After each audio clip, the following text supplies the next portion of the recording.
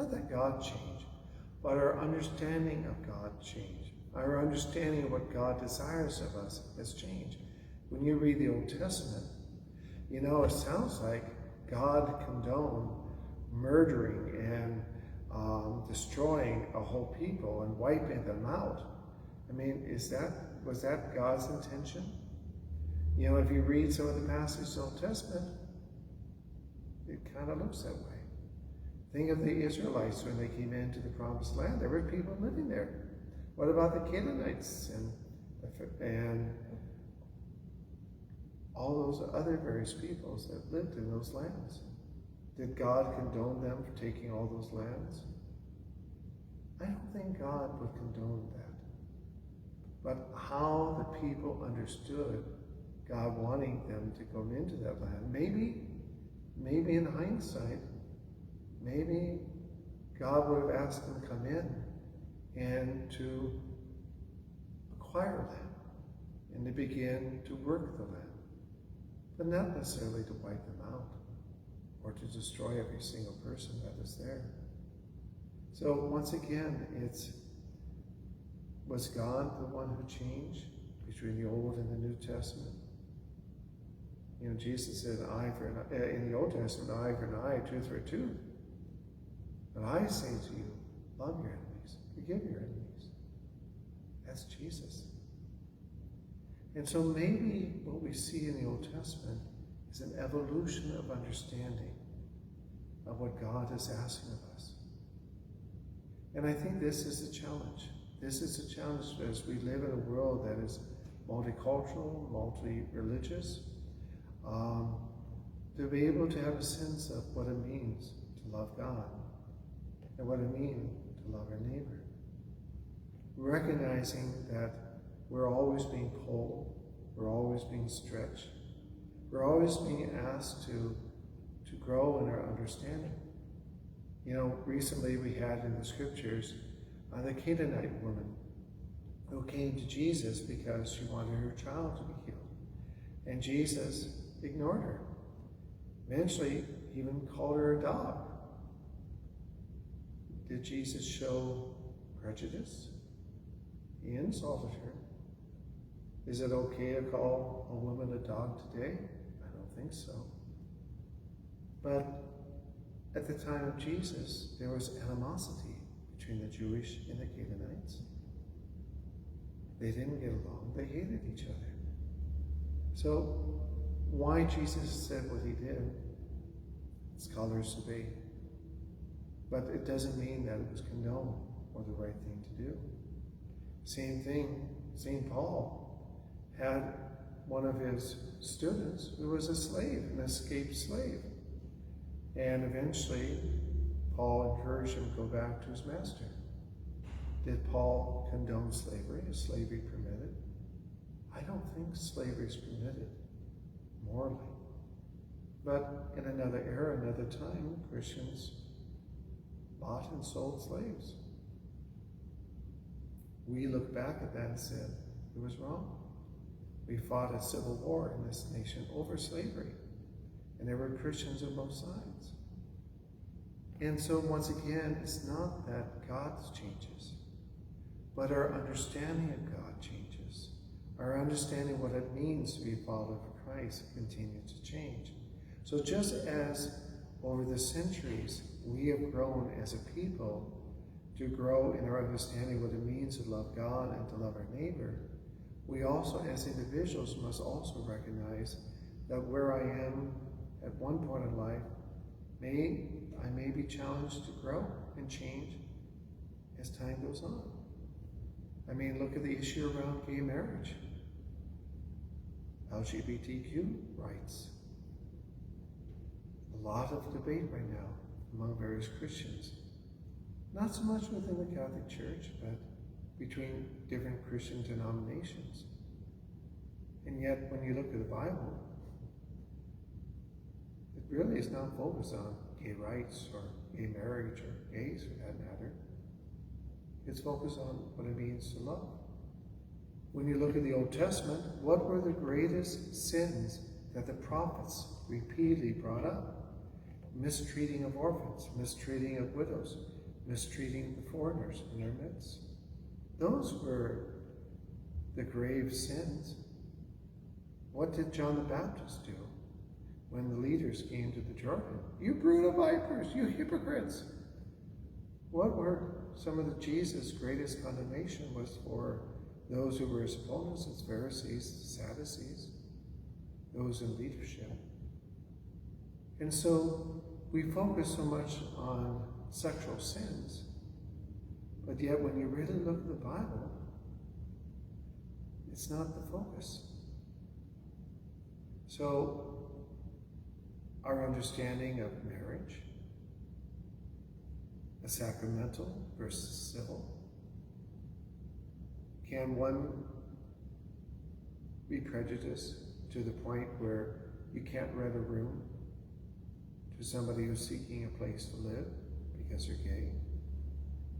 Is it permitted that for me to say no to making a cake for someone who wants to buy a cake for some celebration in their lives because we don't agree with their lifestyle? I mean, for that matter, marriage and remarriage. Some people are in multiple marriages. We've kind of looked the other way around those issues. We are more forgiving and more compassionate to those who are divorced and remarried. Do we maybe judge one way more than the other? And so I think as a whole, we should be walking very humbly before our brothers and sisters, not to be quick to judge, not too quick to condemn, because we're all on a journey. We're all sinners. We all fall short. Each of us have things we struggle with. And some of us, our sins are more public than others. You know, I've joked many times over at the jail and at the prison, when I work with inmates and prisoners, I'll say, you're the ones that got caught. Many of us out there just haven't been caught. And it's true. You know, weed, marijuana is legal. Used to be a felony in many states of this country. Many people have gone to prison for a long time because they had weed on them. Now it's legal in many states, including Washington. It's treated like alcohol. But you know, there was a time when alcohol was prohibited. And for us as Catholics, we've always said things in moderation. Can a Catholic drink? Well, it's permitted, long as it doesn't bring harm to themselves or harm to others. For some, though, morally, they may have to say no because they can't handle it, or they're in recovery, or they have other underlying health issues. And so, is alcohol morally wrong? For some it is, for some it's not. Is weed morally wrong? For some, maybe. For others, maybe not. And so once again, it's when you come to legislation, you know, just because something is legally okay or legally not okay, isn't what determines whether it's moral or not. You have to always ask the question, is it causing harm to myself or to others? How does this impact my love for God, love of my neighbor? Gambling. Gambling is pretty common. We like to make a bet on the football game. We make a bet on, you know, playing poker on Saturday night. But for some people, gambling is an addiction. They can't stop.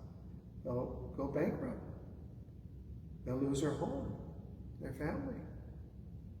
So gambling may be morally wrong. And so once again, it's having to look at each situation, weigh all the consequences, the good and bad, in order to be able to make a final decision. So what I've done here today is giving you some tools. I know I haven't answered all your questions. I'm sure that I've given you a lot of food for thought. But if there is anything that I hope you are able to understand, is that we look at the Bible, but we also look at the teaching of the church, and then we have to ask ourselves the questions. How does it help me to love God? How does it help me to love my neighbor? Is it something that's bringing harm to others, or bringing harm to myself, or bringing harm to my relationship with God? And so you're trying to apply these principles, and then you apply them to circumstances.